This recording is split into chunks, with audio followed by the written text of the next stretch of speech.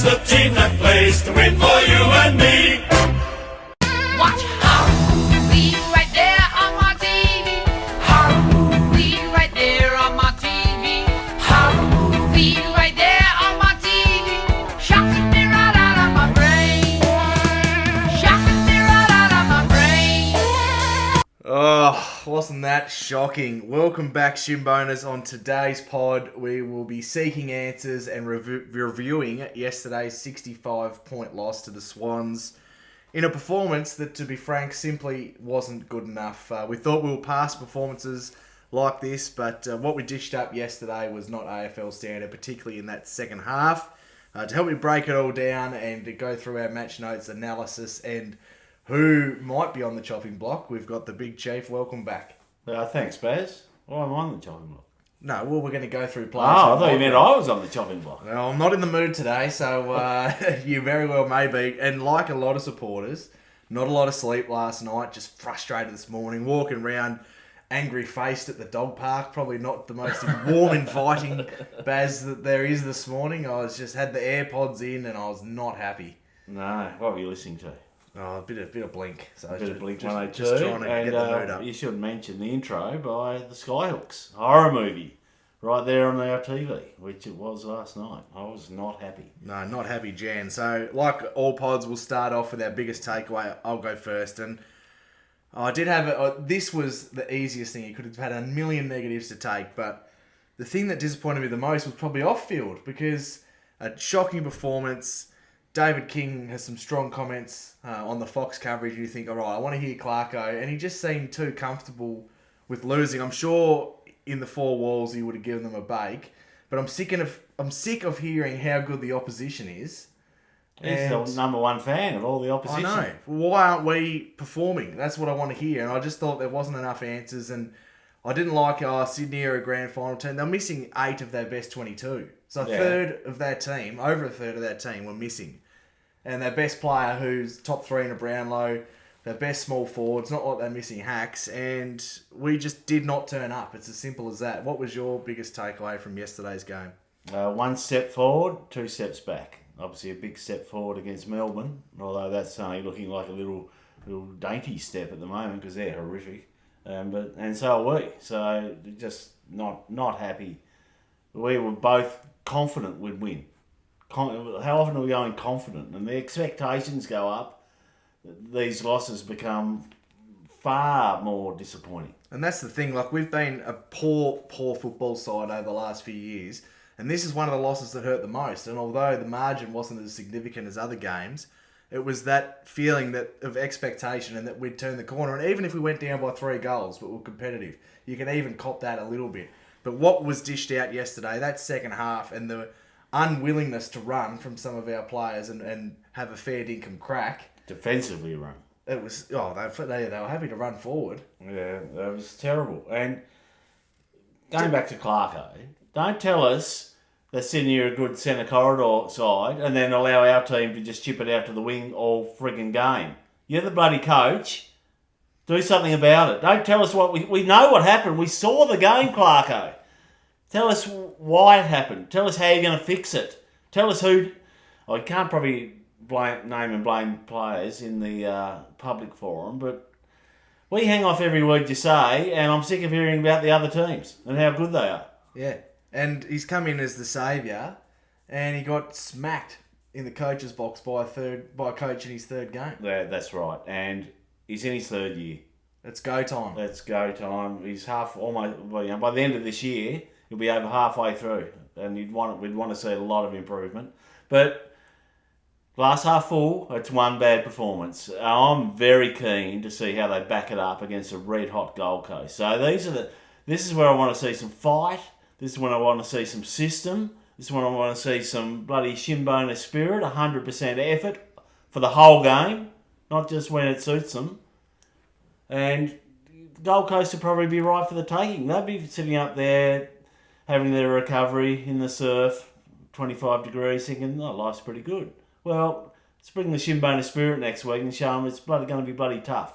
Yeah, and someone who didn't have his best game by foot, but I thought Jai Simpkin ran as hard as he could for all 4 quarters. And I'm not sure that he would be able to eyeball many of his teammates and they'd be able to say the same thing. He was shocking by foot, but he had a fair dinkum crack. He had a crack and his skills let him down, which our skills in the first quarter, we should have been at least level pegging, if not slightly in front in the first quarter, because we had them torched, had them out into our 50, and we'd just miss a kick, turn it over, and be a goal down the other end. Whereas it should have been a goal to us and going back to the centre and putting a bit of scoreboard pressure on them. But the first quarter, I think we played well, except for that last kick inside 50, which was horrendous, and we can name names. Well, just rinse, repeat that as the problem for the last 5 or 10 years. Yeah. I mean, Zerha was a classic. He had Robbie Hansen Jr. out. He was out, and he mung the kick straight to them. They marked it, walked it up the other end goal. Yep. That's a 2-goal turnaround. It's just not good enough. And he wasn't Robinson Crusoe, but that stood out. And he's a senior player on a good contract for 5 years. It's just not good enough. Yeah, and that example you're mentioning, he just had to put some air on it. Hansen Jr. was out the back, and he tried to stab the crap out of it and drill him, and went for the low percentage option. He just had to just chip it over and get it. But just touching on that Melbourne game that you speak of, that is looking weaker and weaker by the week because they are looking like a certain bottom 4 side. Yeah, that's right. That's right. So a response is needed in the Barossa. Gold Coast don't travel well.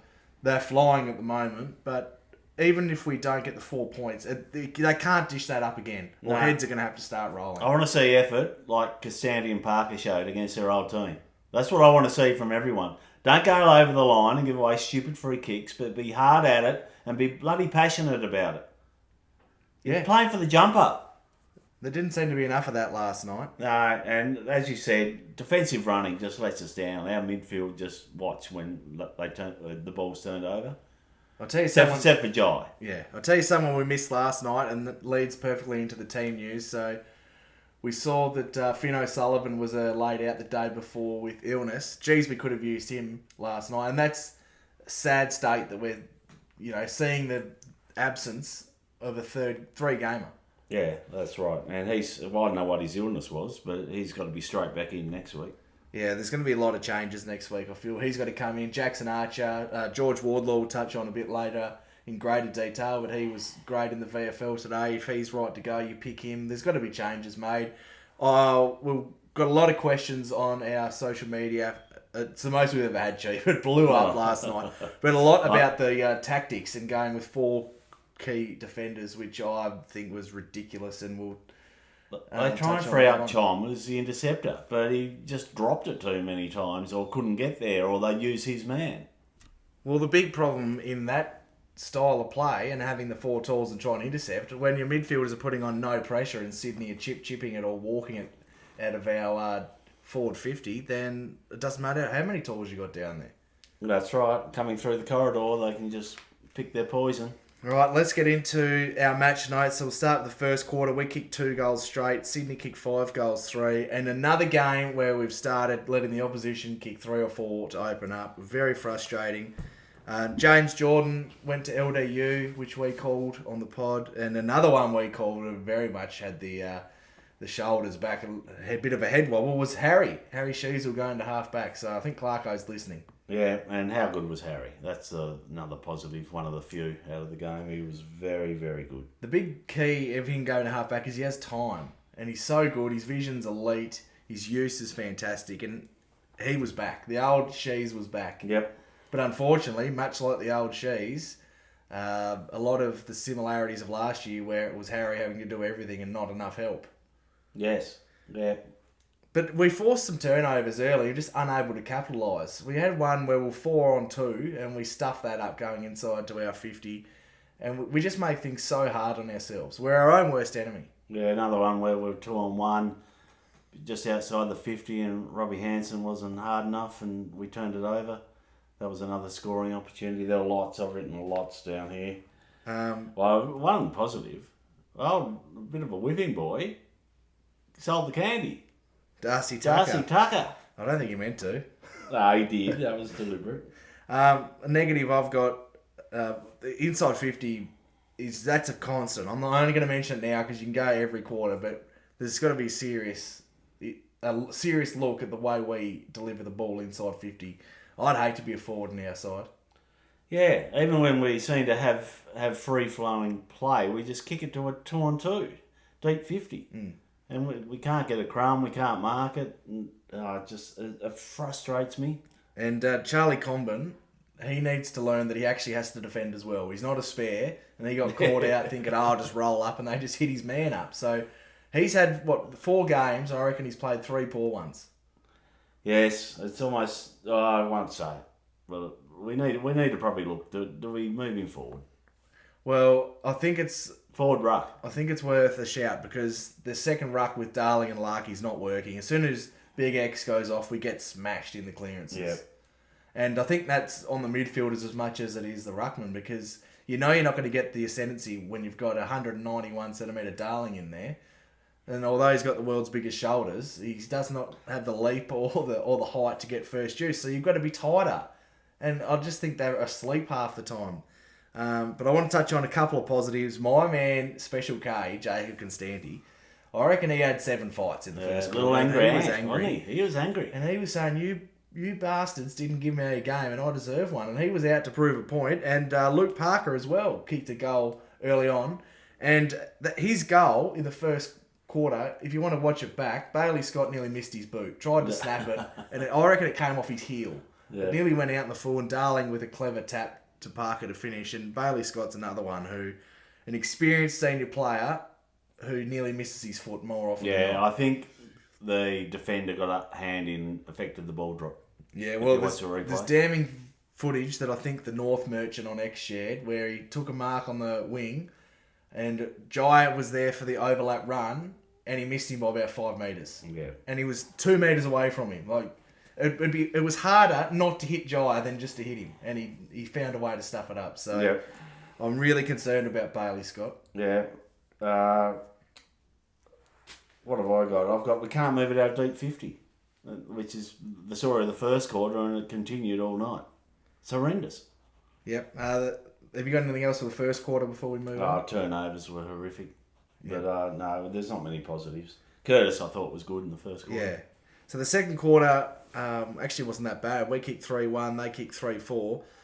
My first note is a negative again. The forwards have to lead up. Too often we get the ball and we're streaming inside 50 and both forwards will go back. And Larky's the worst for this. He expects the midfielder to kick it 70 metres and get the little Joe the Goose out the back. One of them has to hit up. The forward system isn't working at the moment. No, there's a big look at the coaches, really. I think if you go through all our negatives, there's a lot of look at the coaching and what's happening because there's no point having 2 forwards, the only 2 in the forward 50, both leading back to goal or both standing in the forward pocket waiting for a long ball.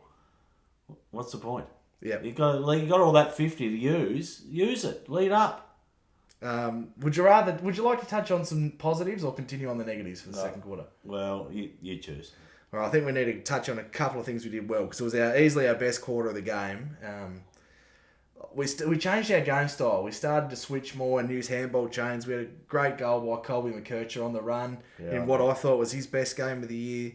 Harry Sheasel, the genius, had a moment where he was 2-on-1, outnumbered, and took it one-handed, I think, or tapped it to himself. Yes. And took a great contested That was a mark. It Contested was. mark. It was clever. Something Nick Dacos has never taken.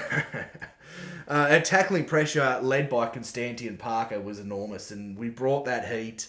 And not only did we bring it, but we made them earn it. And something else that is a frustrating one, I thought Big X was looking to get the body work, but how many frees did Grundy want to get? And I'm not going to blame the umpires because we were shocking on the day, but there was some really dubious ones in the ruck. Yeah, and just on the positives, I had that Colby goal. That was Costanti, got a hard ball, then to Bull, then to Jai, then to Colby, who drew it from 50. So that was probably the play of the day, wasn't it? As far as we're concerned. I also had Tucker and Stevens, 2 of the whipping boys. I thought they were good. They gave some run out of the half back line. Harry was fantastic, and Curtis was good. Was good again. Yep. All right, let's touch on the negatives from the second quarter. I want to go to the end to start because this was the worst one. You bring in an experienced player, and with 40 seconds to go, he takes the kick out, kicks it to a risky Darcy Tucker, short kick, a turnover goal, and that takes it from a 15-point game, ends up being 22 at the half. Now, it was a stoppage in effect because it was a point. So what are they holding up on the interchange bench? Well, you'd hope. A 30-second sign. Well, both teams do it. So maybe have a look at it and take the safe option of a chip kick to call who was on his own in the pocket. And if the umpires wave play on, he can then just kick it 50 metres down the line to the boundary and hopefully get a stoppage.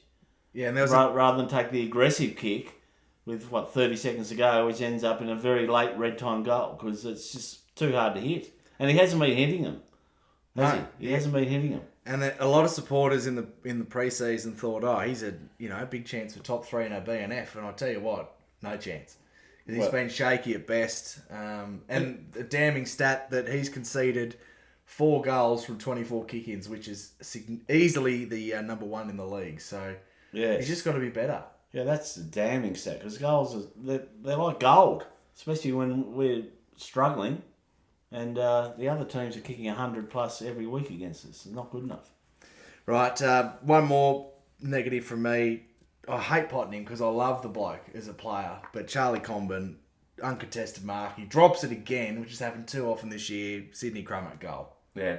And my man, Big X, dropped one in the centre square, which should have been a turnover. And, our forward line would have been wide open. And if we didn't butcher the kick, we'd have probably had a scoring opportunity. But he's one of our best users. Yeah, he wouldn't have butchered it. He would have laced him. No, he'd have got the handball to someone running past, and then it was up to them. Let's hope it wouldn't be Jai, because Jai was horrendous by foot yesterday after being really good the week before. So you just don't know what you're getting with him. I think he plays worse under the roof. Yeah, maybe the wind, the natural wind, makes up for the skill level. He had a really good moment, and we'll probably see in another quarter, but we'll talk about it now, where he won a contested ball, got the spin move going, and then ran, and then just didn't deliver it. Turned it over, didn't he? Yep. Let's get to the third quarter, and I'm just going to preface this by saying no positives from me from this.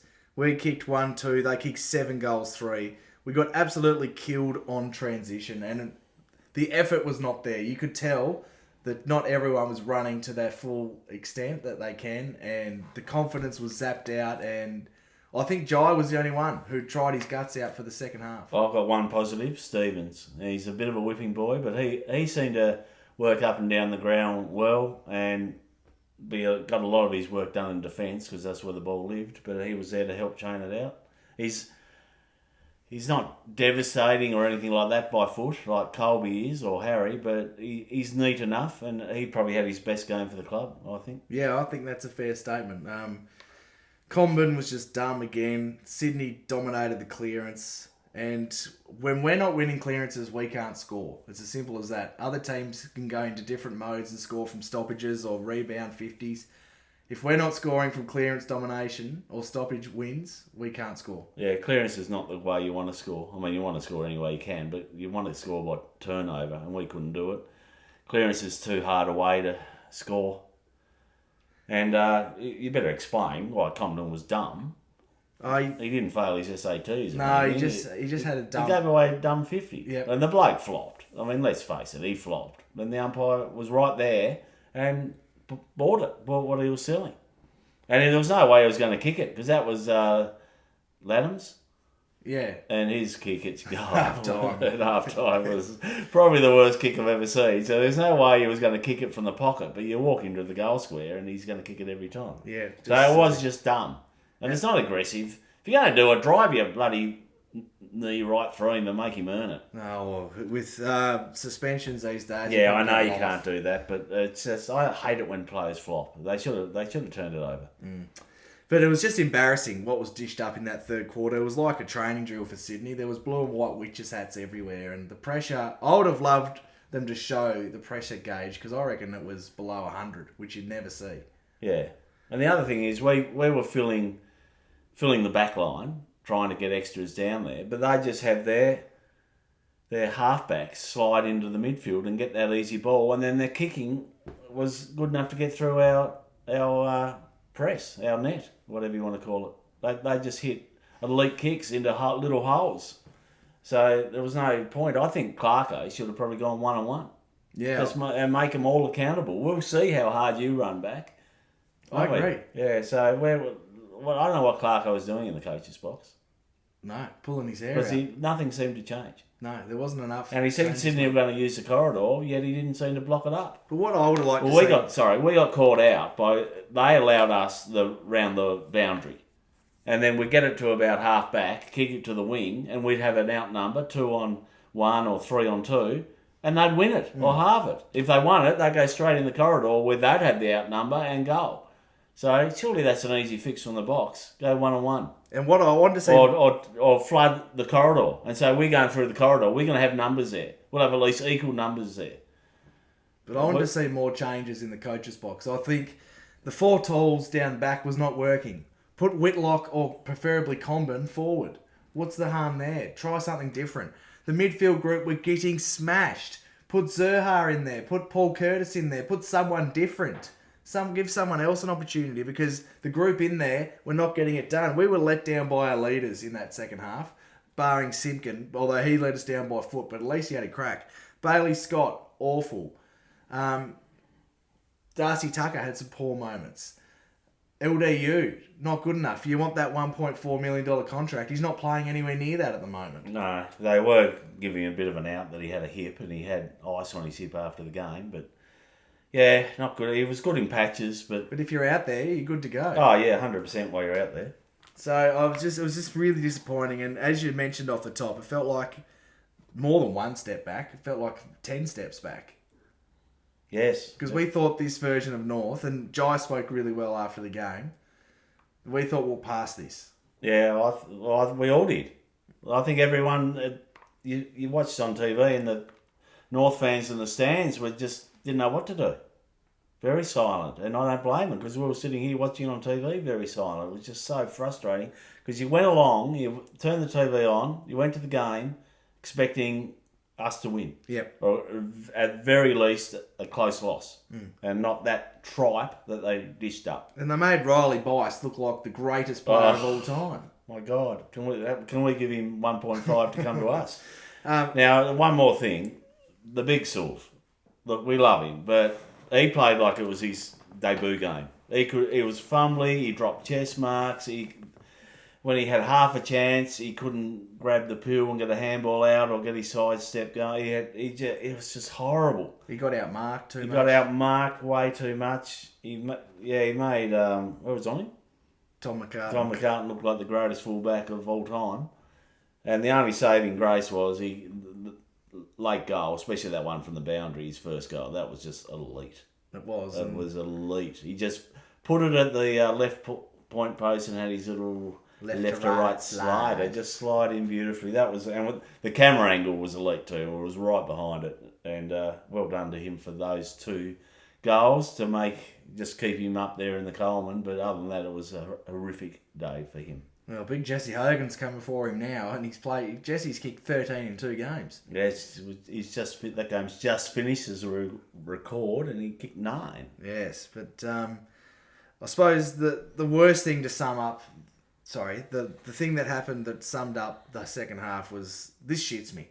In the last 5 minutes of the game, I reckon, no North Melbourne ruck. Now, if you can't even organise a bloody ruck, that just shows that that's just gone to shambles. Yeah, and anyway, are we doing the 4th? I've got no notes for the 4th. I've just blurred him in. But the positive is that Jai looked like that was a 6 to 8 week syndesmosis, and he came back on. Oh, yes, I couldn't believe it when he was back on. Yeah, no, neither could I. So it shows his heart, and hopefully he's right for next week. It doesn't blow up during the week. Yeah, and one player who I gave an out last week because he played one bad game, and I've forgotten until now, but Hanson Jr., I'm sorry, that's not going to cut it. No. Going in half-hearted at contests, putting one hand where he needs to put his head over it. I just think what he can do offensively is great, but if you're not going to put your body on the line, then you can't play. No, I mean, he didn't touch it in the first half. He got a few after half-time, but too little, too late. And yeah, when it's your turn to go, you've got to go.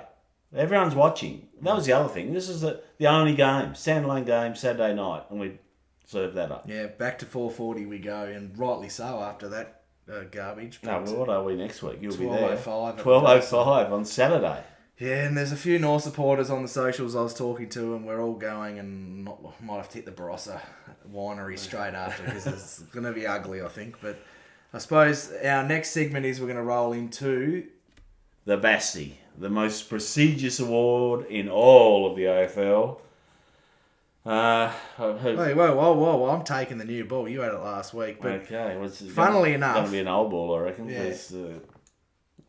Yeah. Not many of these players would have been in the best on ground for both teams. No, but funnily enough, it doesn't happen all that often, but our votes are exactly the same, I know. 5-1. And we watched it separately. We did, which was funny. No collusion. We both gave the 5 and the perfect 10 to Harry Sheasel. He's back on the board after not polling in the first 3 weeks. He had 34 disposals at 82% disposal efficiency. He was everywhere. He was back to his best. Lethal, and just would have loved him to kick that goal that hit the post too. Yeah, and that mark he took when he was out of position, 1 against 2, was just elite. Yep. We both gave 4, so to Luke Parker, 27 disposals, 8 tackles, 2 goals. He was massive. He had 5 clearances to go along with that. Bit of a revenge game against his old side, and I thought he was one who could hold his head up high that really performed on the night. Yeah, he was a bit fumbly early, and the Sydney blokes were letting him know about it, particularly Warner, but he worked his way into the game and tried all night. And he negated Heaney. Oh, yes, he was doing a really good job on Heaney, and I wrote that in my notes, and then Heaney got off the chain for about 5 minutes after I wrote it. So, but, he did a good job on him early. But while I get the stats up here, like Heaney, 19 disposals. You don't say him get under 20 all that it's often. just his use when he gets it. He's just a lot better than ours, and that's the difference between the teams. That was the one thing I agreed with Clarko. Well, I agreed with a lot of what he said, but I just wanted to know what he was going to do about it. But their polish was so much better than ours. The 3 votes we've both given to Paul Curtis, easily the best forward for North on the night. 14 disposals, 6 marks, 5 tackles and 2 goals.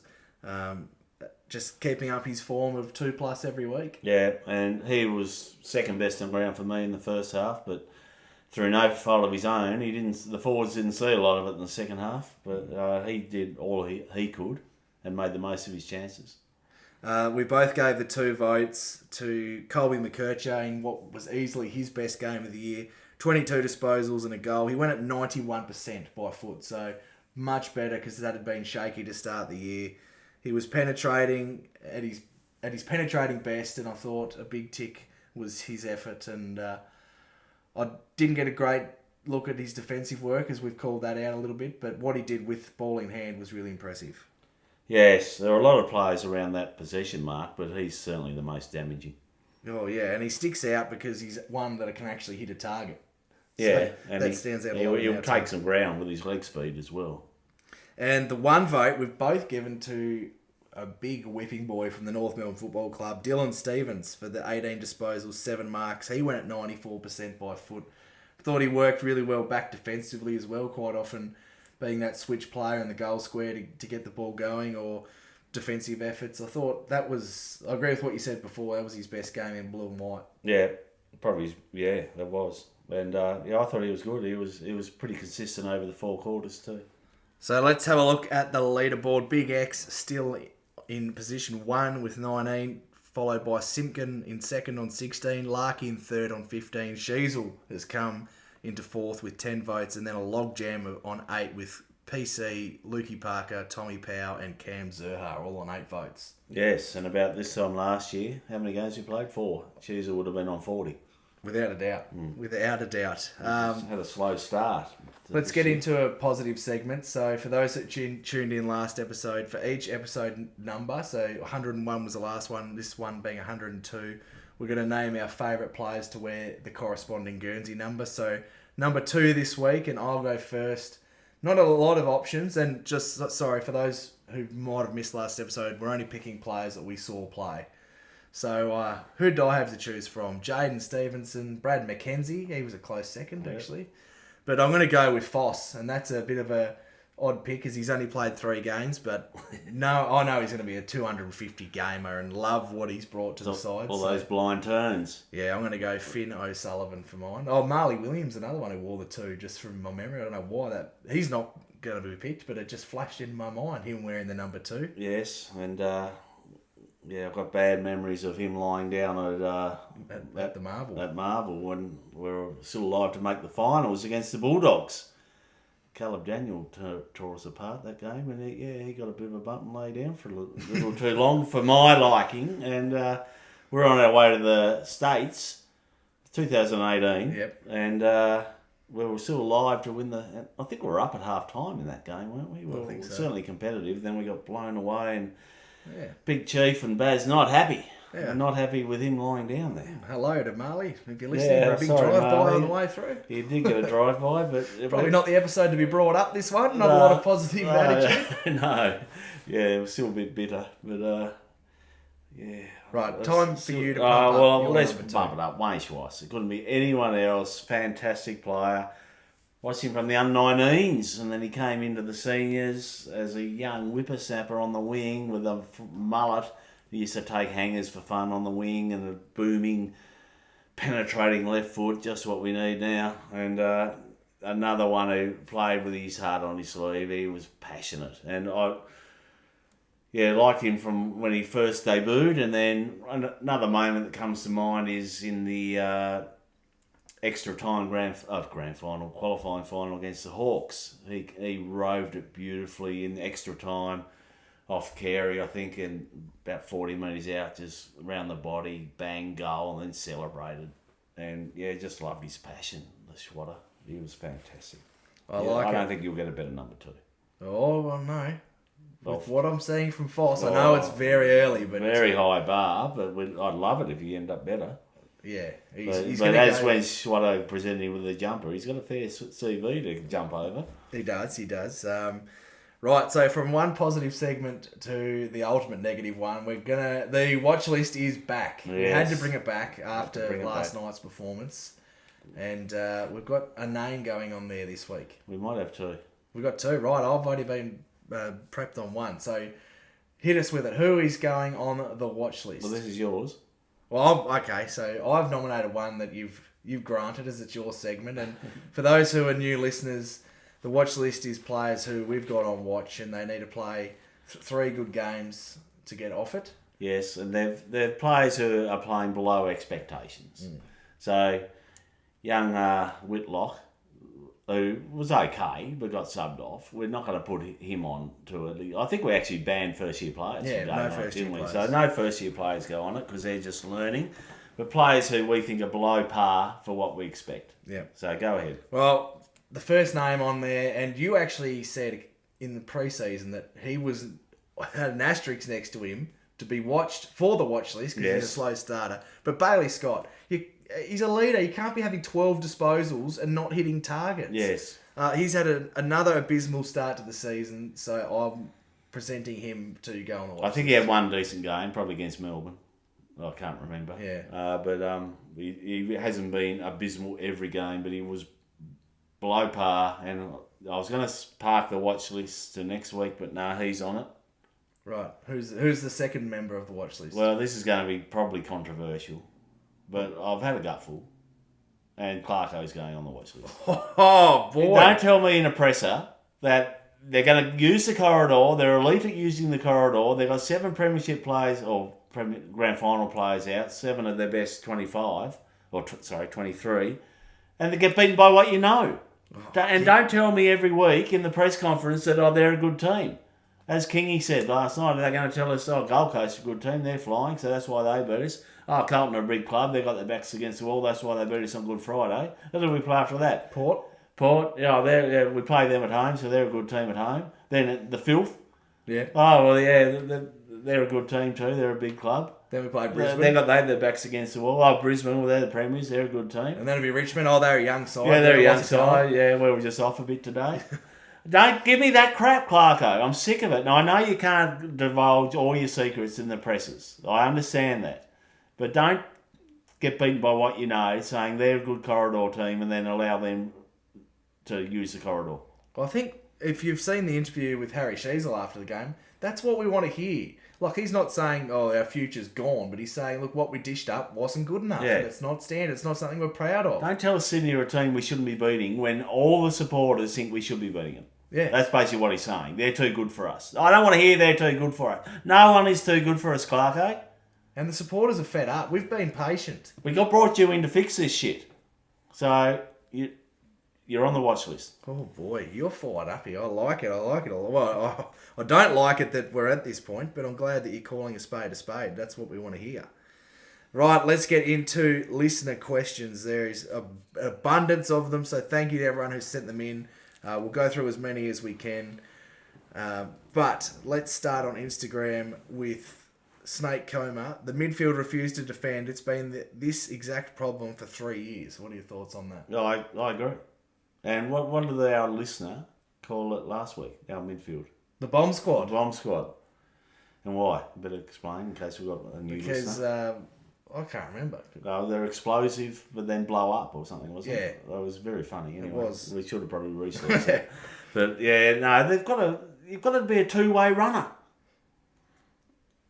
Anyway, keep going. Bryce Kelly here, he's just echoed your sentiments from before. Sydney's the number one corridor side. Why wasn't there a strategy to counteract that? Yes, and because he managed to fix it. I'll defend Clarko because against the Bulldogs, remember? They were coming through the corridor and then the second quarter we fixed it. So why couldn't we fix it last night? Or was it just players' lack of skill? Well, he did say they had more polish, so that's a backhander at the players saying we lack skill. But it was clearly their intent to let us go round the boundary in the back half, and then we'd end up having to dump kick it, long kick it, call it what you want, and we'd have an outnumber.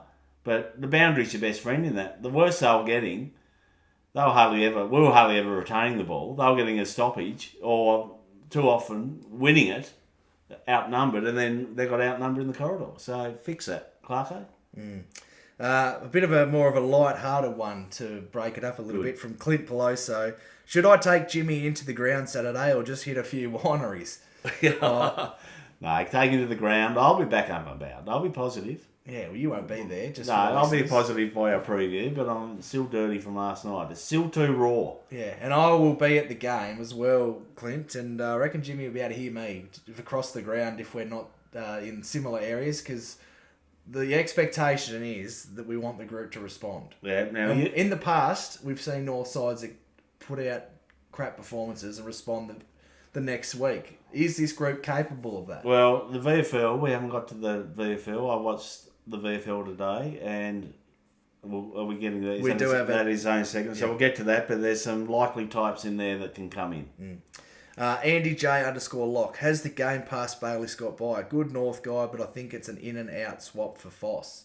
Yeah, I absolutely 100% agree. Whether we actually drop him, but Foster's coming straight in. What was his illness? Oh, I don't know. Do we know? Is it a 1 weeker? So if he's fit, he comes in definitely. And if it's Scott that has to make way, then fair enough. It'll be Scott or Tucker. Although I thought Tucker probably had his best game for the year. Yeah. Yeah, he had a lot of the ball. I know you're not happy with him, but he had a lot of the ball. He had more than Scott. Oh, he's better than Scott. Yeah, he was better I'll than cop Scott. that. But it depends on positional play. But I think Foss can run up and down the wing. If he's fully over his sickness, whatever it was, he'd say he might not be able to because he might have been too sick. Next question is from Sharon Shenanigan Podcast. Shout out to those boys. They do a great job. Another local Tassie footy podcast. Where does this sit in terms of the most hurtful losses, especially in a very winnable game? It's the top of the list, I reckon, because it was so winnable. And I the was expectation. confident. 4 goals I tipped us by. I'd have been dirty if we'd only won by 1 goal, because I thought we should have won by 4. So turn that into an 11-goal loss. And, yeah, not happy, Jan. No. I'm much the same. Like, you think you've turned a corner, and so the weight of expectation goes up. And, like, I could have even eaten a loss, but to get completely outworked and outplayed like we did was embarrassing.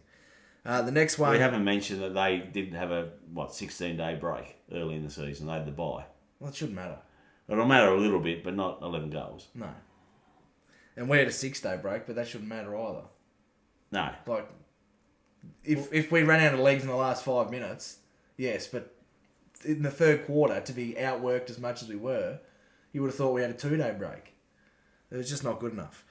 Matty Mill says, how do you play 4 talls in defence and get outmarked in both 50s?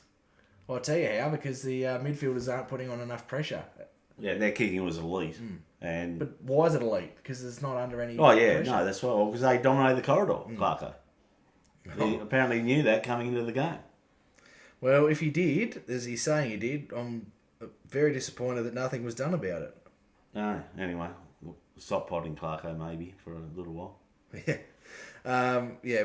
I want to just get this on the record. I still think he's the man for the job. Oh, so do I. I'm not saying sack him or anything. I'm just saying he's on a watch because I'm sick of the same presser every week. Yeah. I 100% agree. And we've got, touch wood, we've got good availability at the moment, better than the Swans had. Yeah. I think Gold Coast have probably got it. So, and they've got nobody. Nobody unavailable. You mean? Yes. Sorry. Yeah. So that it's going to be hard next week, but I want to see effort. Effort's undeniable. There's no reason not to have effort. Oh, I agree. Mitch Hunter on Facebook. Have Robbie Hanson Jr. and Tucker just played themselves into skipping the watch list and heading straight to the Magoos? No, I thought Tucker was okay, but the Hanson Jr. No, he's got to improve his efforts. I'd be dropping him. Yeah, well, that's fine. Yeah, I think there'll be changes. Clarko, that's the other thing, Clarko. You're going to make changes. Are you dropping him? I haven't gone through it, but yes. Yeah. I haven't gone through who's in and who's out. I mean, Whitlock's probably going to be an interesting one for me because I haven't done the matchups of what Tools in the forward line, Gold Coast. Well, they'll have King, Ethan Reid, Jed Walter, so they'll have 3. Yeah, and then are we giving up on the Chom? Look, this is becoming a preview pod real quick, but are we giving up on Chom? And Well, we can't play 4 key defenders. no, as the loose. Because he'll get a Bailey Humphrey or someone who'll kick bloody 5, won't he? Yeah, I think he's got to learn to just come off of it all Yeah, exactly. at the right time. Yeah. And he's got to be I more agree. defensively minded as well. I agree. So you give him a lockdown role, or maybe a Reed. He'll be their third option, wouldn't he? Yeah.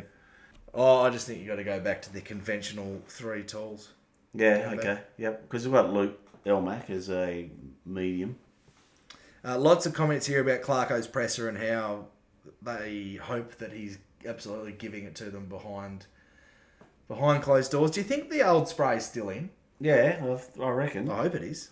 But yeah, no doubt, what he's saying publicly is different to behind closed doors. And they are a young group, but then Sydney were younger than us in games played. Yeah, they were. It was 102 to 100 or something like that. It was basically identical. And obviously we've got the 3 old guys who played 250, near 300, who bump it up a bit. But yeah, it was almost like for like, so don't give us that as an excuse. But hopefully he's educating them and ripping into them that it's not good enough behind closed doors. Old school jock. For mine, Phillips needs to play. May not get as many stats as the other midfielders, but his pressure's good, decision making is good, and so is his disposal. Pink unlucky as well. Has done nothing wrong. Robbie Hanson needs a run in the 2s. Lots of feedback for poor Robbie. Poor Robbie. No, I agree though. Will feels a good shout because hasn't been getting a lot of numbers, but gee, it looked bad in terms of defensive efforts in the midfield. Yeah. Maybe he's the glue that holds it all together. Yeah, maybe. But in the inner sanctum it is, but he can't get the ball on the spread enough. So I don't think he'd have helped. Once it gets out, he's a spectator. Yeah. But mind you, he's got plenty of mates. Flash on X. For me, this was a classic selection table loss.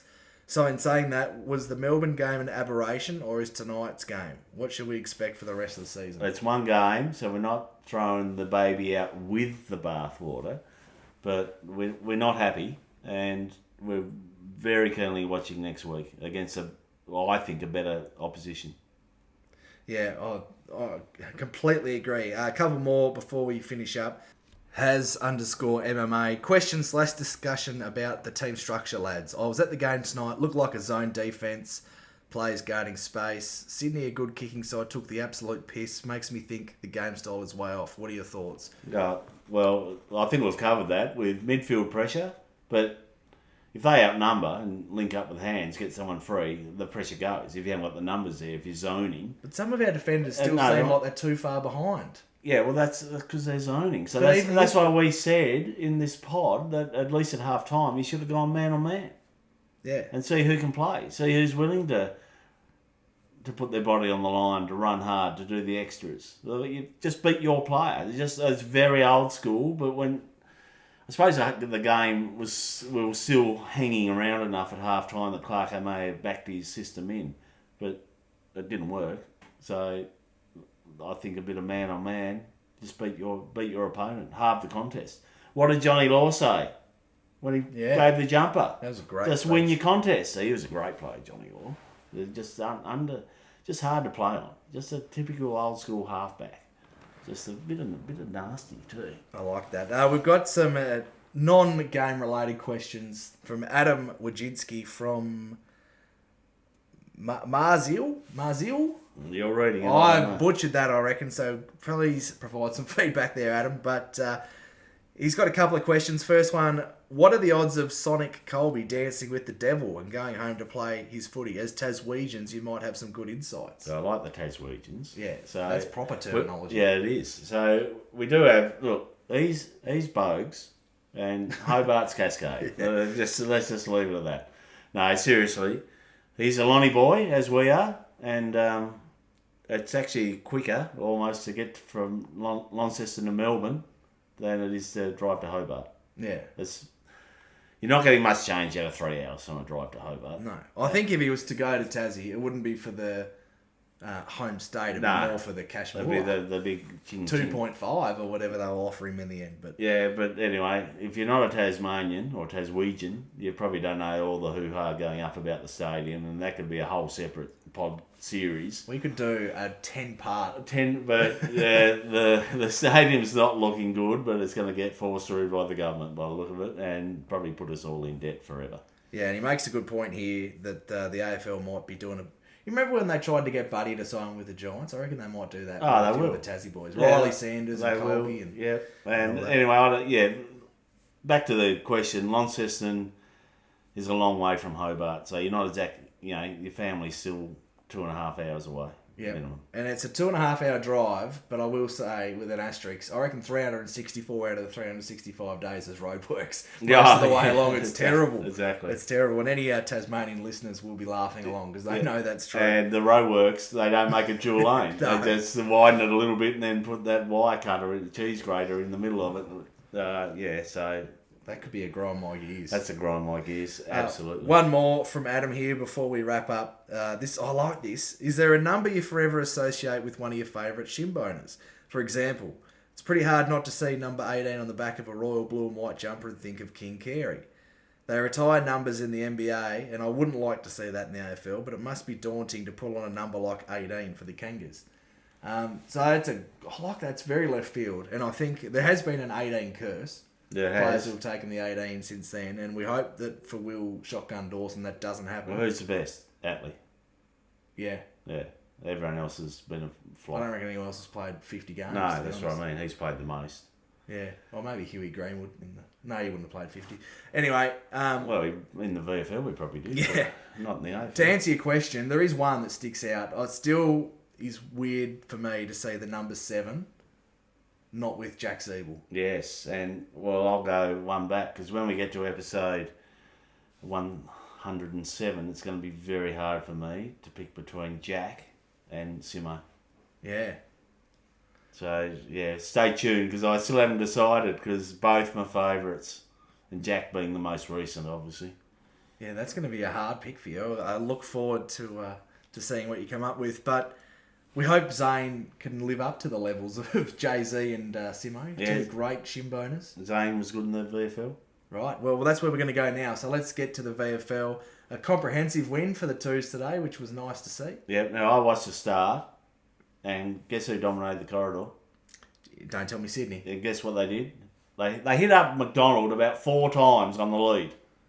And I text you, because I don't think you were watching it at that stage, and say, I'm watching a repeat of last night's effort, but they're in the VFL at Arden Street. It was horrendous, but we managed to win. But the one thing I must say, for the whole game, although he got subbed off, or not subbed off, taken off, rested, whatever, managed. Georgie boy. Georgie back, black boots, is back, and there's no going easy with him, because I think you said, they've got to manage him. He goes 1,000%. at every contest, and I love it. And he was really good. Will Phil was good in partnership, but and George had the quick hand release, the over the head hands which you see Dacos and the Bulldogs and Harry. No, My I'm just God, saying. you're on a North Melbourne podcast talking about Dacos before Sheasel. You're on the watch list with that sort of behaviour. No, but I'm just saying he did it 2 or 3 times, and his attack on the ball is fantastic. His attack on the man, and So I'm bringing him in. I'm bringing him in straight in. And For those who might not be up to date with the VFL, so he played 3 quarters. He had 21 disposals, kicked 2 behinds, had 6 tackles.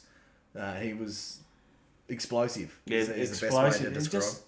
He makes why every player can't go as hard as him. I don't know, but he's uncompromising. And when you want to respond from a shocking performance, Get you put him him. I'd be putting him in.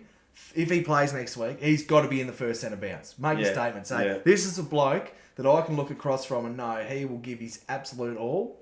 Yep. And hopefully he can use the ball. Hopefully he pulls up all right, because we don't know that. But we assume he was managed off. Who knows? He might have. I don't want to put the scares up, but we would have heard by now. You'd think so. There's something to be on. So hopefully he pulls up all right, and I'd definitely play him next week, because there's no point playing again in the VFL, because if he's going to hurt himself again, he'll do it in the VFL, because he doesn't go half-hearted. He doesn't rest in the forward pocket and just kick it to me over the back.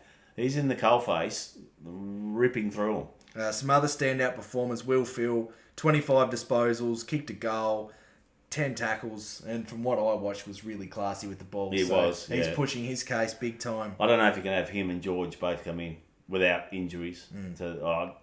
You're not dropping any of the midfielders at this stage. You're not dropping Jai. You're not dropping LDU. You're not dropping Parker. Not dropping Powell. No, Powell was interesting yesterday, because he started off on a house on fire, then went missing, then he had good patches, and he ended up around the low 20s in possession. So it wasn't like the week before where he dropped to about 14, but just hot and cold a little bit. When he was hot, he was really hot. Some other players in the twos that'll be pushing for selection: Zane Dersma, 18 disposals and 2 goals from him in a lot of midfield time in that as well. Yes, yeah, and he wasn't as prominent as the other 2, but I don't know. We're not doing a preview yet, but Robbie Hanson Jr. out, him up forward. Like maybe point of difference. Took a really good mark forward, pack mark in front of the pack. Someone that the listeners really want us to talk about, and we had a lot of questions about this, but I've been saving it for now. Finbar Maley. I knew it'd be People want to know the second ruck, right? We're getting smashed when Darling or Larky go in. Do we play a proper second ruck? So I'm talking either Finbar, which I'd like to see, or people are calling for Tess Teakle, who had a pretty solid game stats-wise today. He was good, and the second half, Goad was really good. He came on. I didn't think he did much in the first half, but the second half, he was good in the ruck. Yeah, so Teakle had 19 disposals, kicked 2 goals. Yeah, I'm not bringing him in. Sorry. Who you bring him for Darling?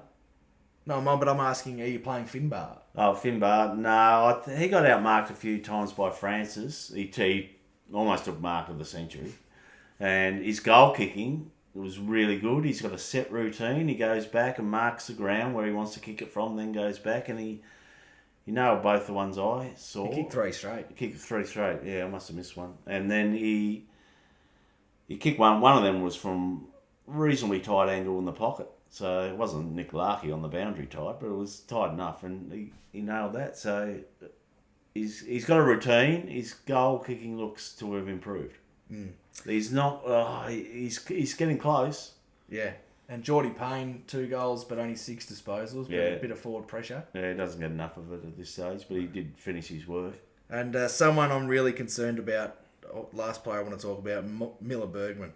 15 disposals, but shaky with the ball. Yeah, a couple of times running forward, it was like we were play seniors, because he did what we did. He's running through the middle, not a lot of pressure, and just kicked it to Finbar and 3 others. But Hardiman, for those who didn't watch it, he played as well. I don't think he played the first quarter, but he played 3, so he was obviously the sub yesterday, and had 7 possessions in the AFL. I thought he was I alright. thought he had the rubber chest in his first possession, dropped a chesty, but after that he was good. And 7 possessions in less than a third of the game translates pretty well. Yeah, and I'd rather him be fumbly and shank a couple than players who have played 170 games. So, Yeah, exactly. right, that's about us. Have you got any closing thoughts before we let our lovely listeners go? No, just very disappointed, and we just next week we need some effort. And you made me smile today when you told me about my beloved dog. I went to trudged off to work at 8:00, and you drove past and you finished the story. Yeah, so I drove past about 9 o'clock and he was sitting halfway down the driveway waiting for you to come home. Yeah. And that's the sort of commitment and hard-earned, hard work, if I can speak, that we need to see from our mids. Yeah, it is. Particularly. And then how we reward him. I come home from work, you want to jump on the pod and throw it away, and I have to put him in the bedroom because he makes too much noise when he's around the microphone. But we might get him on next week. Yeah, well, It was a bit of a dog of a day yesterday. We should have had him on today. we should have. But yeah, it was very frustrating. We need to respond. We still have faith in Clarko that he's going to lead us to the promised land. This group is still good enough, but we can't be dishing out performances like that. So I just want to get that clear. We still think we're going to go places, but we can't accept performances like we saw yesterday. No, we can't. Hopefully it's just an aberration. Yeah, and a big test coming up at the Barossa where I'll be there. First live game for me for the year, so looking forward to that. Not quite as much as I was prior to yesterday's game. But It's probably a good thing because if they're going to come out, they're going to come out and bounce, aren't they?